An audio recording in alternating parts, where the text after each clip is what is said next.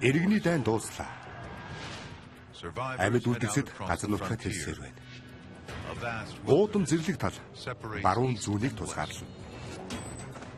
Байлдагчид төмөр замын ажилчид бол кабойчууд, сууршигчид байгалыг байлдан дагуулснаар тэрийг нэгтгэнэ. Тэдний зорилго бол зэрлэг өрнөгийг номтгох юм.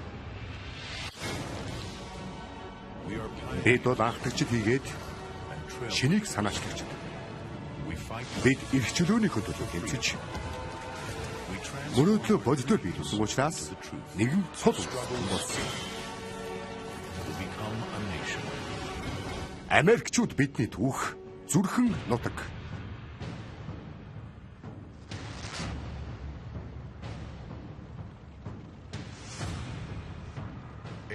(1865) он. Их цул.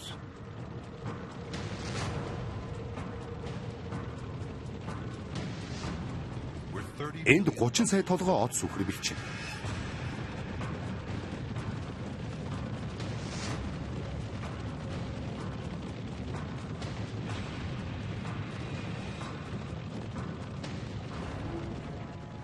Хүний гар хүрээгүй уудмын тал Америкийг хуваажээ.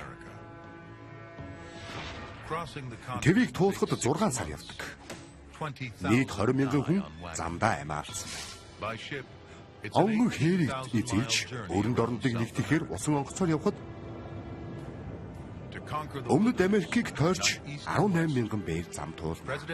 Ерөнхийлөгч Линкольны ногоон гэрлээр тавьсан 2 мянган бээр урттай тэв дамнсан төмөр зам улс орныг өөрчилж их цул даяар хийх суурьшлын давлгааг үүсгэнэ. Төмөр зам Америкийн хэлтэнд амин чухал байсан. Энэ технологи нь хүн төрөлхтний түүхэнд байгаагүй аргаар хүмүүсийг холбож өгсөн. Тийм холбоос өөр хаач байхгүй. Тийм шүү.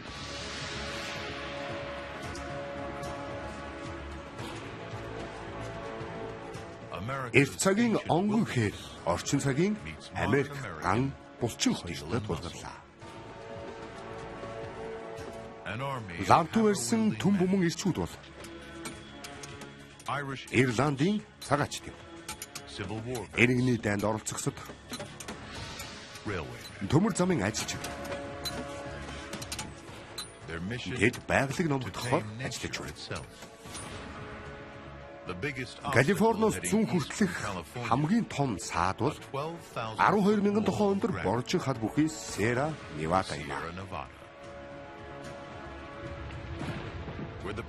Умард Америкийн нутаг номхон далай мэт тэгш байхад хэдэн тэрбум тонн эртний хад чулууд дээш өргөгдөж туглаган цаас бацсан гайтай болжээ. Сера Невадагийн уулс нь сүүлийн 4 сая жилийн турш 2 бээр өндөр өргөгдөж. Гэхдээ одоо ч өргөгцөөр 1000 жилд 13 тухайн нэмэгдэж байгаа. Хизээнийг өдөр Гималайн уулстай чадсан. Зөвхөн галзуу хүн ийм уулан дундуур төмөр зам татна гэж ярьж хүмүүс тэрнийг төмөр зам донцсон үгээгүй галзуу юу та гэж хочлоо.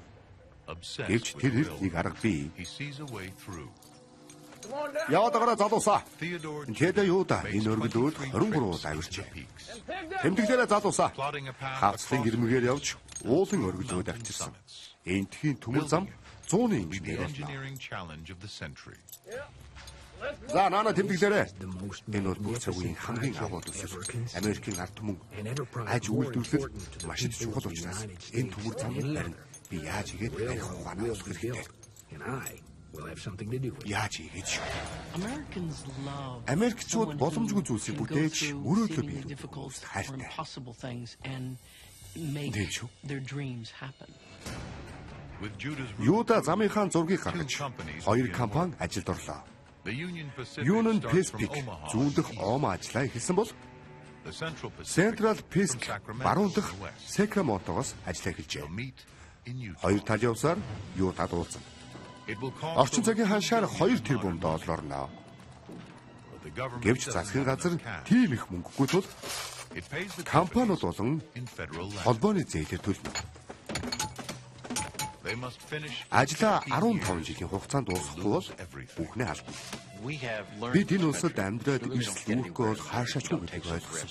Бид эрсдэлд үүрдэг болохоор л Америк маш олон талаараа гэрэл цацруулсан улс шиг харагдаж байсан байна. Бээрээр төлбөрөө авчих учраас бушхралын хэрээр ашиг нэмэгдэнэ. Хөрөнгө оруулагчид төмөр замын ажил 1 цент үдээлгүй мөнгө гаргажээ. 9 бээр зам тавихад холбооны газраас 120 акр газар авна. Тэд хасын нутагтаа дөрвцгүц газар тавлаа. Эхлээд тэд донорын давааг авах ёстой. Юдагийн замын хамгийн өндөр цэг буюу 7500 тохоо. Өвөлдөө 30 тохоо 100 цаанцаас ундаг зовлонтой. Цас нууж осол хамшиг болно. Ердөө 20 жилийн өмнө энэ газарт юуны их гацж бие биенээ барьж ирсэн. Харин одоо Юдагийн төмөр зам уулыг хөндлөн гарна. 1649 тохоо хад чулууг ухаж хамгийн урт хонгил гарах ажил хятад ажилчид өдөрж үзүүлж байна. Хятад ажилчдыг авчрах нь Америкчууд твийг нөгөө захаас авчрахаас амархан зүйл ажээ. Нэгэн төмөр замын магнат хятадууд цагаан хэмийг барьсан биз дээ. Тэгвэл тэднийг авчраад ажлаа хийх гэж хэлсэн. Тэгээд бол 10,000 гаруй хятад ажилчид баг цалингаар үхлийн аюултай ажил хийнэ. Тэв дамнсан төмөр замыг хятад ажилчид барьсан. Тэднийг төмөр замын ажил хийх гэж авчирсан ч хүн адуун соёлын заагт үнэлэгдэж байсан. Тэд амьд үлдэхэд төлөө биш, энд ажиллаж үхэх гэж л ирсэн юм шүү дээ. Тийм шүү. Гэрээсээ 7,000 бээрийн алсад ирсэн 17 настай хуу Лева. Кантонд ядуу зүудэ амьдарч байсан учраас төмөр замын ажилд орсон юм. Хүн Лева маш хатуу боржиж чулууг бутлаж 50 тонны зүтгүүрийг даах дэвс хийхээ эрхий хуршиж жижигэлдэг. Ажил сунжирч өдөрт хэдэн юм харал урагшлаа. Уулыг нэвтгэхийн тулд нитогэлсрийн хэрэгтэй. Даанч дэлбэрэлт болж 15 хүн амиа алдсны улмаас нитогэлсрийн нэг тээвэрлэхийг хоригложээ. Явуулын лабораторид Шотланд хиймж Джеймс Хьютон газар дээр нь үйл хөдлөж эхлэв. Нитроглицерин нь бууны дарнаас 13 дахин хүчтэй. Маш тогтворгүй учраас ухаан самруулж барьж байхад дэлбэрэх аюултай. Хьютон хордлогын нөхөн төлбөрт орчин цагийн ханшаар 7 хоногт $4,000 цалинтай. Тэр 3 сарын дараа улсыг усуулгав. Нитроглицерин хүн Ява мэтийн хятадуудаар зөөлөгдөг байна. Ирландууд ойртогчгүй. Тэсрэж 9,000 хэмээн халуун үүсдэг. Яг л нарны гадаргуу шиг хална.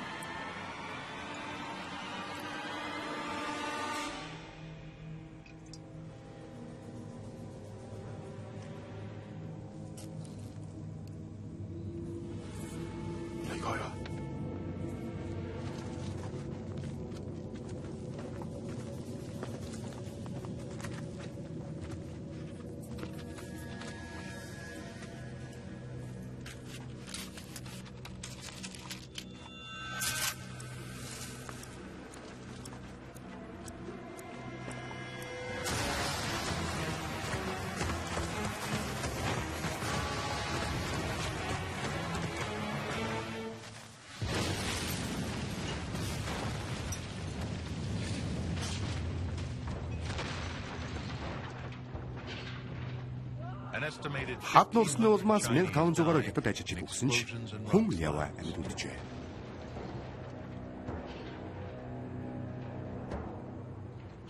Түүний хүү Беркли дэх Калифорни их сургуулийн инженерийн сургуулийг төгссөн анхны хятад гаралтай Америк болно.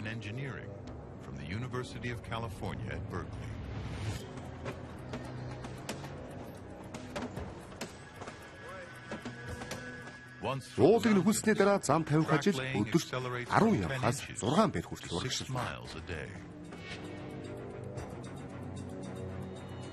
Нэг хадаасыг 3 удаа зохино. Нэг замд 10 хадаасаас 400 зам нь нэг бээр. Нэг замыг лантуугаар 21 сая удаа буулгаснаар дуусгах. 1869 оны 5 дугаар сарын 10 захилгаанаар дуусах гэсэн цагаан үгтэй зурус ирлээ. Өмнө нь 6 сар зарцуулдаг байсан бол одоо 6 хоног боллоо. Хүмүүс бүх зүйлээ ганцхан хэрэгэнд ачдаг байсан. Тэр үе одоо улирсан. Төмөр замтай болсон учраас Бостоноос Сакраменто хүртэл аялал хийсэн. Өвсгөл шүү. Гайхалтай.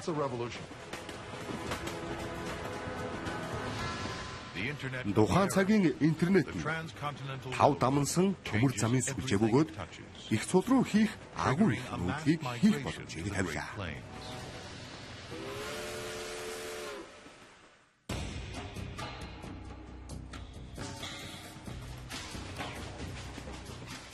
Их цулыг ган төмөр уурын зүгүүрээр байлдан дагуулав.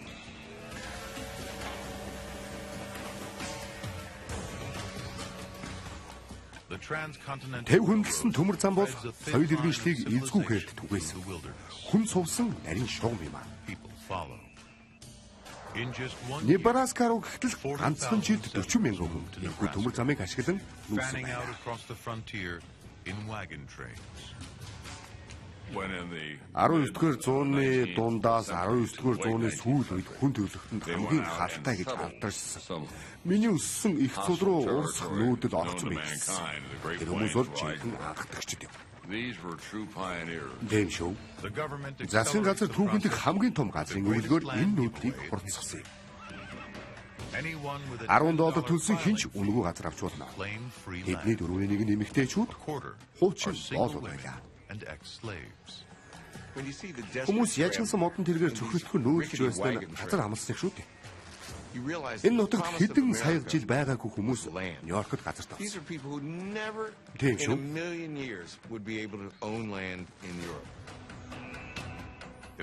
Эцэст нь Америк нэгдсэн улсын засгийн газар 10%-ийг газар эзэмших хэрэгээр өгнө. Би Индианад эргэж очиж газар түрээсэхгүй. Юунд хүрэхээс нааш эргэж явахгүй. Иргэний дайнд оролцож явсан Юра Облинг Небраскад 160 акр газар авчээ. Эндээс л 100-ны халуун 110 хэмт хүрч хээрийн төмөр авалцлаа. Тал газрын ганд мод хүртэл хатжээ. Хур багтаа учраас зүлгнээс өөр юу ч бүдүүрнэ. Байшин барих модгүй учраас шин сууршигч шавар татсан толгой харагдана. Хэрээс зулгаасан ширэг гол төлөв хэрэглэв. Юра тэргээ эвдэж хаалт цонх хийжээ. Гэрээр нь хорхоо шавж гүйж могоо хүртэл үүрлээд газарт нүх хухаж амьдарч байгаагаас өөр зүйл байсан та. Сууршигчид тэнд очиод их зовсон. Аривч хямгчл байхгүй л хэцүү. Нэг хувцас өчнөө удаа уусан шүү дээ. Юрагийн ихнэр Мэйтийн хувьд тэнд их үнэтэй байлаа. Биднийг ширгэн дагцанд амьдарч байгаа болохоор тун золгоо ус гэж бодож байгаа. Гэхдээ таадад гэхэд би хизээч өөртөө сэтгэл хангалуун байгаагүй хэлэх байт. Олдож байгаа шингэнийг бусдад хуваалцахын оронд зөвхөн өөрсдөө л хэлсэн. Салхи хадгалах уулгүй учраас Юблийн гэрийнхэн өдөр бүр хүн сорилтод тулгарна. Их цулын тэгш талд салхи шуурга байнга дэрдэ.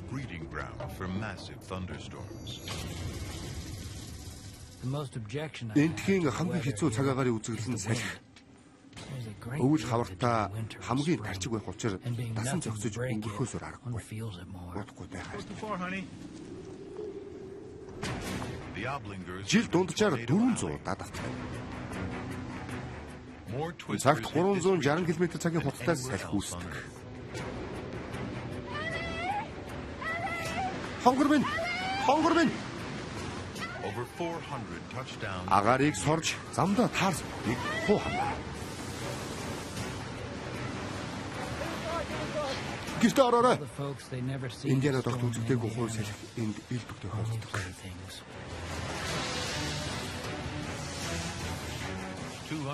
Канзаст 1930 онд нэг хүн хойд орж 1.8 км хийсч Тэнгэрээс мэлхий загсаар бороо оржээ. Овлын гэрийнхэн хүнд ширгэн байшинтай хорогдож байна.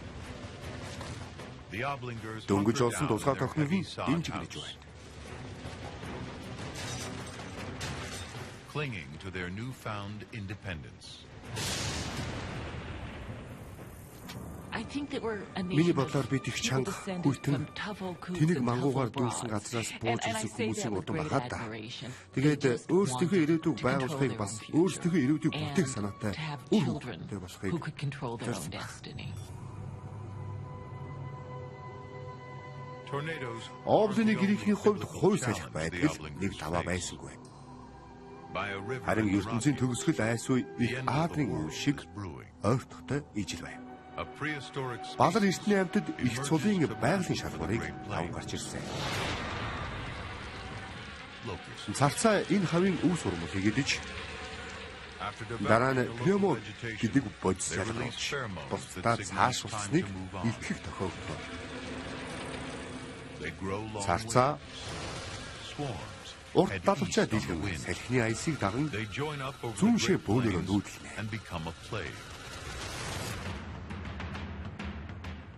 Нүүдлийн зам нь их цулаар дайрвал тэнд тахал тарах мэт болдог юм. 1874 онд 3 их найдын царцааны нүүдэл болж баруун нутгийн ургацыг талын нэдэжээ.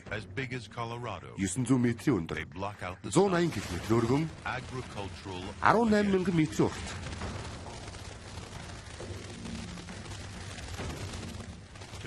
Колорадогийн нутагтай тэнцэх энэ нүүдэл нарны гэрлийг халахж байлаа. Юура шиг хүмүүст энэ хөдөө аж ахуйн Армагеддон учир царцаа бол бурхны бэлэм.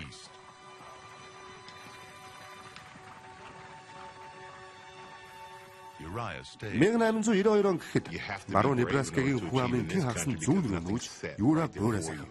Энэ газар хүн зориулсан зүйл нэг ч үгүй тул сансандаа хүрхийн тулд зоригтой байх ёстой. Боломжийг алдалгүй ашиглаж миний бодлоор айц зориг хоёр. Учир нь энэ мэдрэмжтэй хэрхэн реакцлахыг хүн өөрийнх нь хэлдэг. Үлдсэн хүмүүс тун азтай юм аа.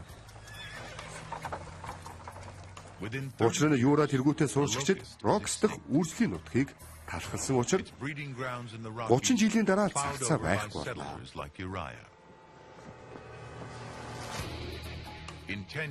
Их цул нь 15 жилийн дараа улсынхаа талхны сагс болно. Америк анх удаа өөрсдөө дижээ. Өнөөдөр жил бүр 50 сая тонн арва буудаа хураадаг. Гэвч мод тун ховор учир сууршигчдад суурин барих мод болдохгүй.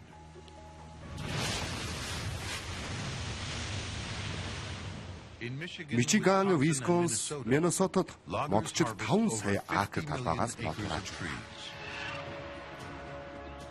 Мод бол ногоон алт юм.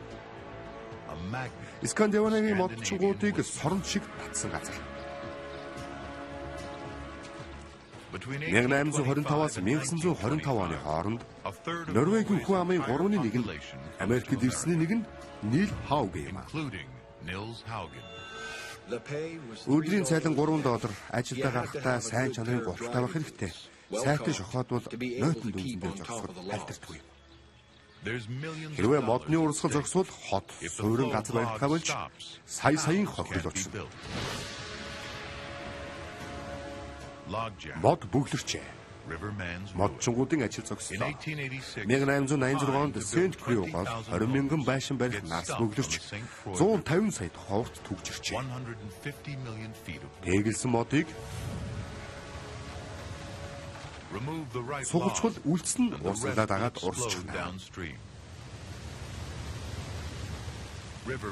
Модчингууд ийм саадыг гаргах гэж байгаад амиа алдах нь бий.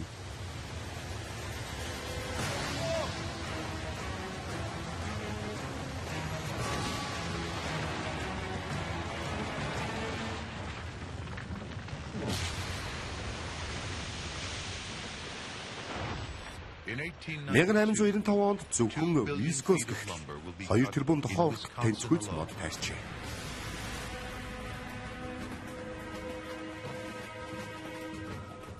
Төмөр замаар мод зөөж баруун нутгийн бүтээн байгуулалт цэцгэллээ.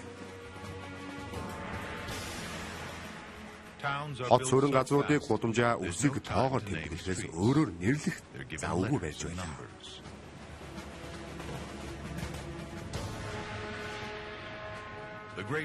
Их цулнд манай гаригийн хамгийн том хөхтөн амьтан үе болоороо бэлтгэн нутаг билээ. Одсын тоо толгой 30 саяд хүрчээ. Зуны үржүүлгийн нутагтай хүрэхийн тулд 45 км утас сүргэлнэ. Явсаар орчин цагийн ертөнцтэй огтлцсон.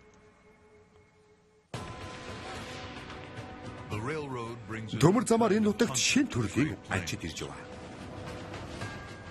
Иргэний дайнаас дөнгөж мултарсан ашиг хайсан ирчүүд.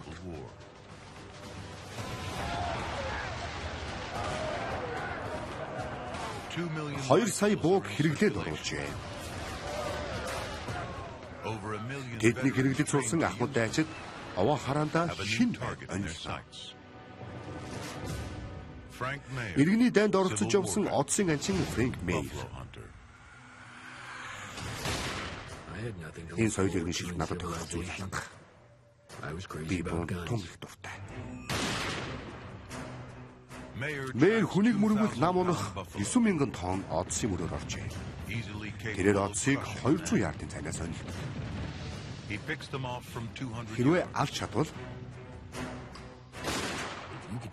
бүхэлдээ өөр их чинь од сүхэр бол билждэг алт. Анчид одсыг отгодоо аваачин хураана. Анчид 1872 онд зөвхөн Канзас мужаас 1 сая гаруй од сагнажээ. Зүүн нутагт очоод нэг бүр нь 3 доллар. Олдтой өдөр Мэйр ерөнхийлөгчөөс чихэн бол.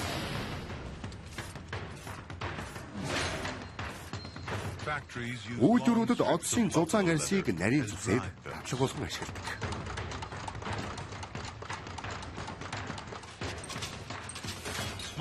Харин бага хэсгээр нь цов гутал хийдэг байна. Анчид шаардсан хэмжээнд хүрэхийн тулд ганцхан өдрийн дотор 8,000 од сагнаж отгодоо хураадаг байна. Америкчуудын хувьд энэ бол амжилт. Яагаад гэвэл одс чинь байгалийн баялаг шүү дээ. Тийм биз дээ. Индаанчууд өөрсдөө өслөөр цагаан арсны яагаад ороод юр ойлгохгүй. Гэхдээ мэдээж хэрэг индаанчууд од сүхрийн тоо толгой цөөрвөл амьдрал нь үрд өөрчлөгдөхийг ойлгож байсан. Эзгүй хэрэн индаанчууд од сүхрийг хамгаалж шүтэж эхэллээ. Од сүхэр бол бидний амьдрал суудаг нутгийн сүр хүч. Хүүхэд ахуй наснаас минь хөхөөрөө хоолсон ачдаг. Хар хандгааг 6 настай байхад төмөр зам тавьжээ. Цагаан анчтаас ялгаатай нь индаанчууд нэг ч ангаа дэмий хайдаггүй. Шүрмсөөр нь номын хөвчхийн яс нь харин аяг халбаг болно. Ширээр нь хувцс хийж уртцаа барина. Уугуул Америкчууд од сүхэр сүүлчийн мөсөлхийн нэрнээс хойш зэрэгцэн оршиж буй. Хар хандгаан өвгдөөс моргуу учир од сүхрийг явганаар агнадаг байжээ. Хойд Америкийн адуу энтхийн уугуул биш юм аа. Испанийн эзлэн түрэмгийлэгчид анх 1493 онд адууг энд авчирснаас нэг хэсэг нь их цул руу зугтаж үржижээ. Энэ газар адуунд яг тохирдог. 400 жилийн дараа сая гаруй мустанг зэрлэгээр бэлчиж байлаа. Адуу адгуулах нь хэрэг индаачуудын амьдралыг өөрчилж тэд мэрэгжлийн адууч болжээ.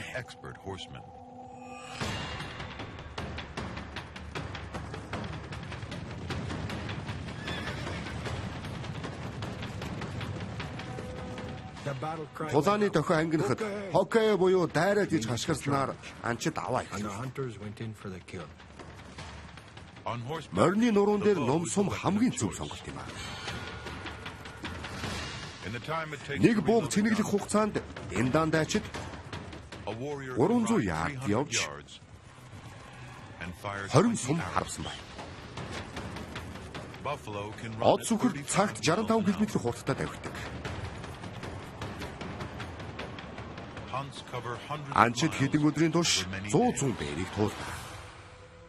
Нэг удсыг агнахад 15 удаа харвана. Харин Фрэнк Мир ганц л удаа буу. Тэр уушгийг нь онилноо. Сум байгаа яг онвол од сүхэр унахад сүргэн мэдчихгүй.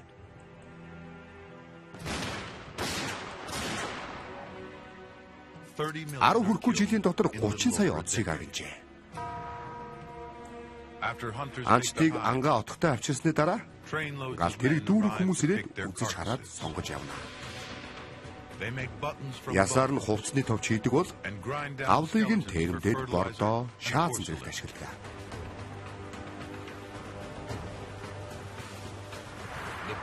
Уугуул Америкчуудын амьдралыг тэтгэж байсан анхдагч баялаг нь үгүй боллоо. Үлсгэлэн нүүрсэн тэд дотор сэлэхээс өөр аргагүй төрөв. Од сүхрийн ан дуусах үед миний хулан цэмээ том бүргэд амьд байсан л да. Тэр үеийн индаанчууд хүнс тижээлээсээ салаа зогсохгүй өөрсдийнхөө эдээссэн дасан нутгаасаа салхаас өөр аргагүй болсон юм. Ямар нөхцөл байсан бэ гэхээр үгээр хэлэх юмгүй. Тийм гонхтой байсан.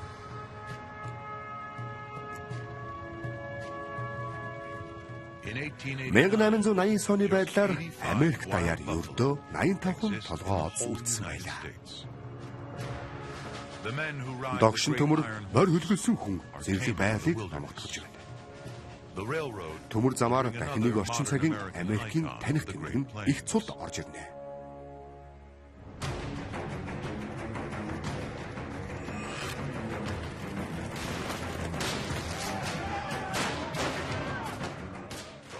Тэр бол суршигчдын сүүлчийн давлгаа болох кавбойч.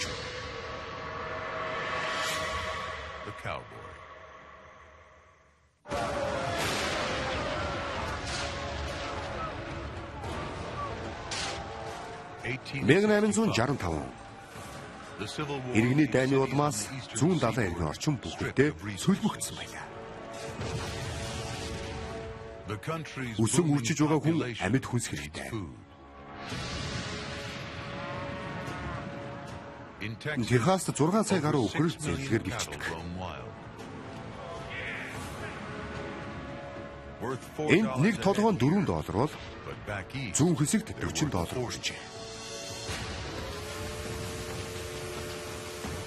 1868 он гэхэд төмөр зам зүүнээс салаалж Канзасыг хөндлөн гарсан ч Техас харах үгүйг байлаа.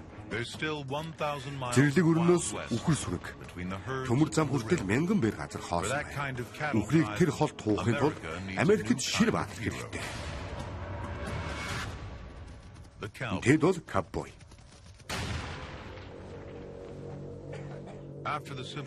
Иргэний дайны дараа өмнөдийн хүн амын 60% нь ядуур давжээ.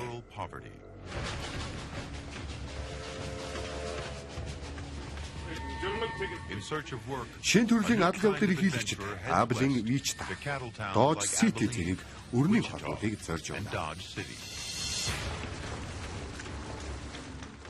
Техасыг зорж яваа энэ ажилчдыг Тэди Блу Эббот гэдэг. 23 настай Тэди Блу бол Небраскагийн газрын эзэмшигчийн хүү юм. Аав минь намайг ямар ч хамаагүй аргаар тариачин болох гэж үзсэн. Үгүй шүү. Би гэрээсээ зугтаж кавбой болсон. Кавбой металлист бол бие даасан байг л.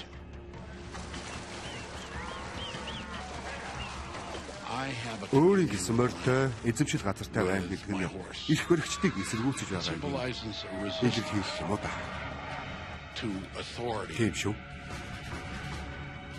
Тэди Блу бол Канзасын төмөр зам хүртэлх үхэр тух 35,000 кубын нэг юм аа.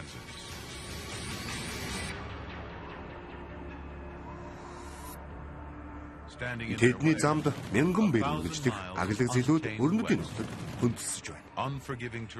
Дээрвчин тоноосноор дүүрсэн уршөөлгөр авдаг.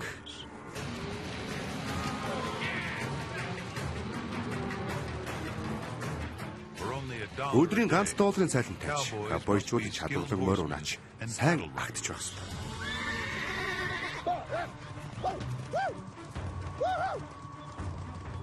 Бугуйл нь эртний Египтэд үүсэл гаралтай. Мексикийн малчид бугуйлыг хэдэн зууны турш хэвлэсэн бөгөөд хэдийн хойд хэсгээс ур чадвар нь ковбойчуудад өгөгдөжээ. Испанчууд 1493 онд ийш авчирсан үхэр нь сууршигчдын Англиас авчирсан үхэртэй эвцэлдэж Техасын урт ивэрт гих шин төрөл үүсгэсэн. Хэдэн зуун жилийн турш хэрээр бэлдсэн зэрлэгшиж тэдний хүрээгүй газар байхгүй болжээ. Teddy Blue ковбой бүхний айдас болсон зүйл таарлаа. Үхэр сүрэг чихэлджээ.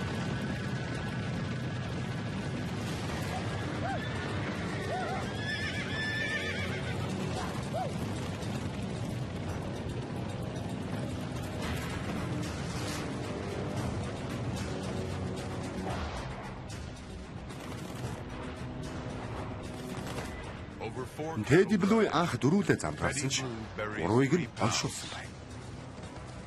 Чанга ирэх хийх чанга ажил.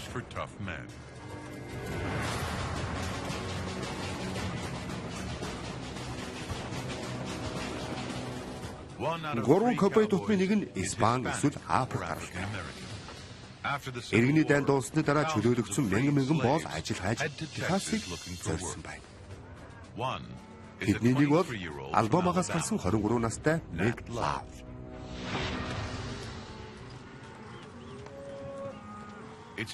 Тэр анх удаага арьсны өвгөөс гадна ур чадвараа шалгуулж байна.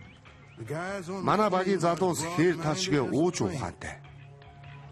Тэд эцсийн хүртэл өөрийнхөө болон найз нөхдөдөө явах учиртай. Ковбойчуудын нэлээд хэсэг нь Африк гаралтай Америк байсан гэхээр одооны бидэнд хачирхалтай санагдана л та. Хар хүмүүс цагаан арьснуудын адил твийн нутгийг байлдан дагуулахад оролцож байна. Уудам, зэрлэг, хуйлгүй нутгаар $200,000 өртөгтэй үхэр сүргийг амнасаараа тууж аваад ковбойчууд заавал буу ахсдаг байлаа. Буу бол Техасын амьдралын хэв маяг. Одоо ч гэсэн хэвээр байгаа. Өнөө цагийн Техаст 51 сая галт зэвсэг эзэмшиж байна. Буу бол Америкийн соёл, онцлог шинжийн салшгүй хэсэг. Үеийн үед байнгын буу зэвсэгтэй байж ирсэн. Надад юу хийхийг минь битгий заа. Найснуудаа яахыг би өөрөө мэднэ гэж байгаа. Адилхан зүйл шүү дээ. Ковбойчуудын сонголт бол өрний хамгийн хурдан гар буу. Дахин цэнэглэхгүйгээр 6 бууддаг Colts 45 лав. Алдарт Colts 45 загварын гар буунасаа 35 сая гаруйг үйлдвэрлэжээ. Colts 45 буун 1873 онд $17 буюу ковбойн хагас сая цалинтай тэнцэх байлаа. 6 ширхэг сум нь тал өдрийн цалинтай тэнцдэг. Сууршигчдын дунд Авраам Линкольн бүхнийг чөлөөлсөн байх. Харин Сэм Colts бүгдийг эргэтгэж болсон гэдэг үгтэй байлаа. Ковбойчууд 5 сая хүнийг Техасаас Канзасын төмөр цам хүртэл дуусан нь Америкийн нэгдсэн улсын түүхэнд хамгийн том малын үүдл юм. Гэвч ганцхан шинэ бүтээл удалгүй ковбойчуудын амьдралын хэв маяг занл хийлээ. Тэр бол өргөст тоо. Ердөө 20 жилийн хугацаанд 2.5 сая хүн баруун нутагт суурьсан. Шин тариалангийн талбаанууд задгаа талын хагас тэр бум акр газрыг хамарснаар үхрийн туур газар эзэмшигчтэй мөргөлсөн учраас Teddy Blue тэргүүтэй ковбойчууд газрын эзэлтэй хүнжин хаграхсан байна. Тэд тариалангаа замын дагуу эрхэлж үхэр буудар руу орох үед гарч ирээд буугаас авчиж будаа идүүлчлээ гэж хашгирч гарав. Газрын маргаан маш ширүүн учир голдуу үхлээр дуусгаж байна. Нэгэн тариачин тариалангийн газраа малын хөлд талхлуулахгүй тулд хямдхан хэрнээ үр дүнтэй арга хайж байлаа. Тэрнийг Жозеф Глидинг Америкийн зохион бүтээсэн зүйл гэхээр л Аполлон гэх зэргийн асар том төслүүдийн талаар шууд толгойд бод. Гэхдээ багахан хүрээнд Америкийн нэрийг гаргасан шинэ бүтээл чамгүй бий. Тэр хүмүүсийг дотоодын зохион бүтээгч гэдэг. Хүмүүсийн толгойд хувьсэл авчирч, юр босын гайхалтай санаанууд хаяадаа шүн удаж байхад очдөг үстэй. Глидинг 1873 оны нам копиг унтгаж байгаад санамсаргүй ган өргөсийг суглаж аваад нэгэн гайхалтай нээлтийг хийсэн.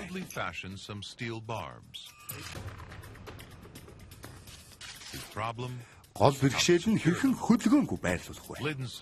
Шийдэл нь өргөсийг 2 салаа утасныг голд хавчуулаад эргүүлэхэд болно. Тэрний бүтээл нь хашааны зардалыг 70% хэмжээ. Глидинг ердөө 10 жилийн дотор хээр газар байх тоо томшгүй олон тариалан хийдэг дэлхийг 25 удаа орооход хүрэлцэх хэмжээний тоо зарсан байна. Үхрийн туурын замыг хааж тордоцснаар задгаа хээр тэр чигтээ хаалттай боллоо. Ганцхан шинэ бүтээл баруун нутгийн хүмүүсийн суурьшдыг илүү амар, илүү үр дүндэр болгочихлоо. Тэр байгааг бол хизээч хаалттай болохгүй байх байлаа. Teddy Blue бол хамгийн сүүлчийн үхэр туурлагчдын нэг юм. Задгаа талбай хийсэн кабойчуудын ноёрхол ердөө 20 жил тогтсон. Их цулд суурьших явдал нь амьдралын нэг хэв маягийг дуусгахаар болж өөр нэг төрүүлэх. And the birth of another. 1876 засгийн газрын бодлого 100 жилийн бодлого уугуул Америкчуудыг цөмөө болгочихсон. Инданчуудыг тусгаардмагдвал хуваагдмал, алслагдмал байлгах нь 371 гэрээг байгуулсан. Одоо индан овгуудын 300 мянган хүн засгийн газраас олгосон заамал нутагт амьдрах боллоо. Гэсэн ч хүчтэй эсэргүүцэлтэй боллоо. Миний бодлоор манай түүхэнд хамгийн харанхуй үе бол уугуул Америкчуудад тохиолдсон хувь тавилан. Бид энд ирэхэд тэдний уугуул нутгийг булаасан. Бидний энэ үйл явдалд оруулсан хувь нэмрийг эргэл сөхөж хараад түүхийг тодруулж Холбооны засгийн газар төмөр мөрний замаа их цулыг хөндлөн толгой харахад уугуул Америкчуудын сая яах газрыг дээрэмдэж авсан юм а. Сүүчүүдийг хүчээр хар толгоор хөөсөн байна. Жаал хөвөөсөн хар хандгай төмөр зам байгааг харж оцсын сүргийг хятхыг нүдээр үзсэн юм а. Одоо 12-той тэр сүй үндэсний сүүлчийн ялтын нэг хэсэг болох гэж байна. Цагаан хүмүүс ус шиг цутгаж ирээд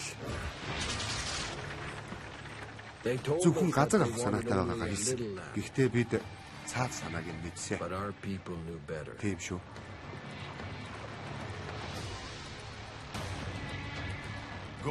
Хар толгодод алт гарчээ. 100,000 гаруй алтны ирчид тийшээ зүгэллээ. Холбооны засгийн газар туслуулахыг цэвэрлэхийг бодож байна. Тагнан турших үүрэгтэй морин цэргийн 7-р ангийн дэд хурандаа Жорж Кастийн замд урт богино нэвэрт голыг ойролцоо сүү овгийн отог таарчээ.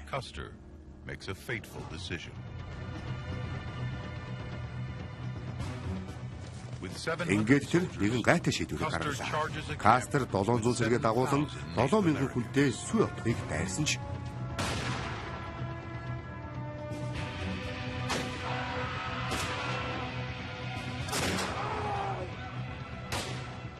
ердөө 3 цагийн дотор бүх хүнээ алдсан байна.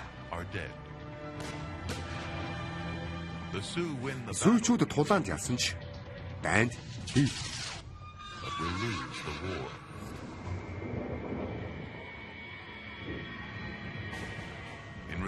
Хариуд нь Америкийн нэгдсэн улсын цэргүүд 3,000 сүү дайчдыг заавал нутаг руу хөөж үлдсэнийг нь хэсэгчлэн тараалаа. 14 жилийн дараа агуй сүн үндэстнийг бүрэн мөсөн сүмөө хүртэл талын индаанчууд нутгийнхаа тэмцэлдэх болно. Шархтай өвдөг Америкийн газар нутагт асар том сүм үлдээсэн шүү дээ. 1890 оны 12 дугаар сарын 29-ний өдөр тусгаар тогтносон сүүгийн сүүлчийн бүлэг шархтай өвдөг боломжийн ойролцоо бууж өгсөн юм а. Морин цэргүүд тэдний зэвсгийг хураасны дараа санамсаргүй галаалснаас болж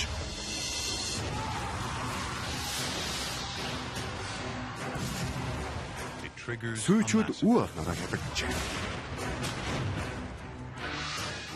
Сүйн дайчид эмэгтэйчүүд хүүхдүүдгээд 2000 гаруй хүнийг хэдхэн минутанд хадсан байна.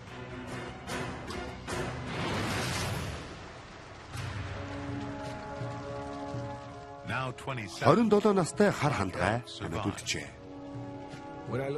Одоо ч гэсэн миний нүдэнд энэ тэндгүү тарж овоорч унсан хүүхэд эмэгтэйчүүдийн зэрэмдэг цогц харагддаг. Тийм эмэглэл явдал болоход би цэл залуух нараа л байсан. Тэнд хүмүүсээс гадна нэг зүйл өгсөн. Тэр бол тэдгээр хүмүүсийн мөрөөдөл. Тун сайхан мөрөөдөл тэнд өгсөн. Төмөр зам хойд Америкийг өөрчилсөн. Тэв даяараа 30,000 бээр төмөр замыг 30 жил тавьсан юм а. Газрыг ийм төвчилсноор төмөр замын дагуу 8 бээр тутамд нэг гих мэтчлэн мянган хот сүрэн үүссэн юм а. 5 үндсэн зам өрнийг доронтоолдог. Төмөр зам яваандаа цаг хугацаа хүртэл өөрчилнө. Өнөө хүртэл Америкчууд нараар цагийг баримжаалдаг байсан ч гал тэрэгний цагийг хуваарлахын тулд 500 төмөр замыг дагнсан 8,000 хэсэгт цагаа өөрчилдөг. 1883 оны 11-р сарын 18 Америкийн нэгдсэн улс цагийн бүсээ багасгаж 4 болгон цөөлснөөр стандарт цаг бий болсон юм а. Төмөр зам бол одоо сая гаруй ажилчтай Америкийн хамгийн том ажил олгогч болсон байна. Тэдний нэг бол Миннесотагийн алслагдсан өртөөний ажилтан 23 настай Ричард Сирс. Эх хөрөгчид шинээр тавьсан төмөр замын цагийг зохицуулахад Сирс ажил олгогч болж олон тооны халаасны цаг худалдаж авчээ. Тэр цагуудаа бусад өртөөнийх нь тарааж өгөөд хүлээж байлаа. Бинго. Тушаал гарахад нэгээр дамжиж нөгөөд хүрнэ. Сирс 6 сарын хугацаанд 2500 халаасны цаг дарж төмөр замаас авдаг цалингаасаа 10 дахин их орлого оллоо. Төмөр замыг худалдаа түгээлтэн ашиглаж болохыг ойлгосон Сирс улс орныг өөрчлөх нэгэн завшааныг шүүрэн авлаа. Тэр нь шуудангаар захиалгах үйлчилгээ байсан юм. Би Америкчуудыг төрөлхийн 8 ч гэж боддог. Хэрвээ сайн хөдөлмөрлөж, тун овжин санаа олж, гарлаг зарлага танаж чадвал энэ улсад шууд амжилт болно. Сирс анхны цагаа зарснаас 10 жилийн дараа 700 хуудас бүхий каталог хэвлэжээ. Чикаго хотод төвлөд байгаа. Тэрээр одоо өдөрт 35,000 захиалга хүлээн авдаг болсон. Хөргөгч, хөлдөөч, төгөлдөр хүргэж байснаа нэг жилийн дараа 100,000 оюутны машин түгээжээ. Сирс төмөр замыг ашиглан юугч энэ улсын хааж хүргэж зардаг байлаа. Энэ улсыг өөрчилсөн зүйл ганцхан баруун шаа нүүдэл эсвэл хот суурингийн газрын хөгжил байгаагүй. Харин бараа бүтээгдэхүүнийг алсын зайд хүргэж жижиг хэмжээний суурьслыг бүсүүдийг хооронд нь холбож дотооддоо хангаж байсан явдал юм шүү дээ. Энэ бол үнэхээр гайхалтай зүйл. Америк орн 19-р зууны төгсгөл 360,000 км төмөр замтай болжээ. Орон нутгийн зах зээлийг холбосноор улсын эдийн засаг үүслээ. Ирэх 40 жилийн турш төмөр замаар тээвэрлэх барааны хэмжээ 55 саяас 700 сая тонн болж огцом өссөн байна. Төвийн нутгийн баялаг зүүндх өсчгүй эдийн засгийг хийжээ. Нэгдсэн улс дэлхийн хамгийн том үйлдвэрлэгч Британийг ардаа орлоо. Удалгүй дэлхийн хэрэглээний 20%-ийг хангана.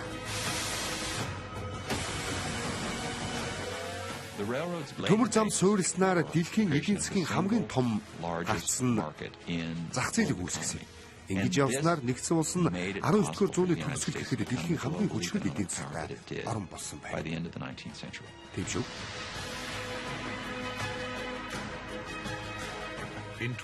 Америк нэгдсэн улсын хүн ам 20 жилийн хугацаанд 2 дахин өсөж 80 саяд хүрч хотуудын тоо 3 дахин нэмэгдсэн. Америкчуудын 7 сая хүлжиж хөгжиж буй хотуудын бүс рүү нүүжээ.